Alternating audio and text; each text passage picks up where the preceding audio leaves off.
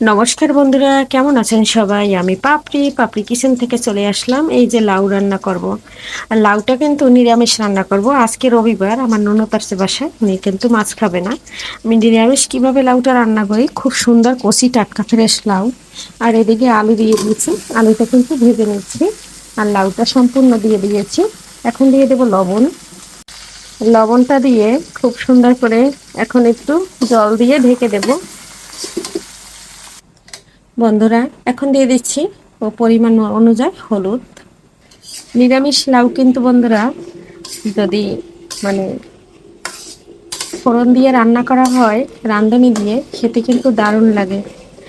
লবণ দিয়ে দিচ্ছি, হলুদটা দিয়ে দিচ্ছি।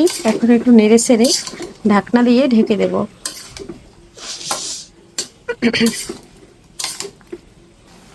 বন্ধুরা, এই যে কষিয়ে নিচ্ছি। কষানোর পরে কিন্তু আমি গরম জল দিয়ে দেবো, তাহলে কিন্তু লাউটা খুব সুন্দর সিদ্ধ হয়ে যাবে।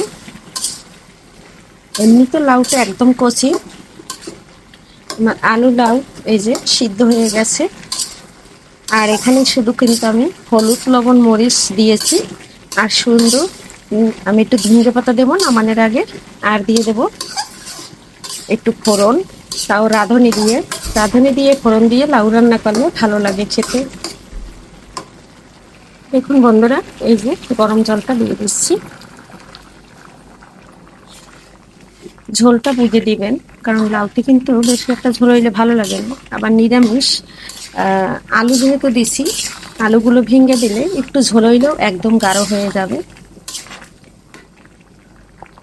বন্ধুরা, লাউতে কিন্তু ফোড়ন দিয়ে দিয়েছি। এখানে দিয়েছি জিরা আর রাঁধুনি আর তেজপাতা। একটা তেজপাতা 4 টুকরা করে দিয়েছি।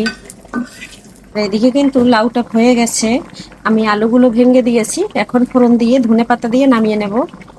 বন্ধুরা, অফ ক্যামেরায় ফোড়নটা দিয়ে দিয়েছি, এখন ধনেপাতা দিয়ে দিচ্ছি। বন্ধুরা, ফাইনালি লাউ রান্না শেষ। কেমন লাগলো আমার লাউ রান্না অবশ্যই জানাবেন। আর এই যে একটু ঝোল আছে, কিন্তু এটা ঠিক হয়ে যাবে যেহেতু আলু দেওয়া। সবাই ভালো থাকবেন, সবাইকে বাই বাই।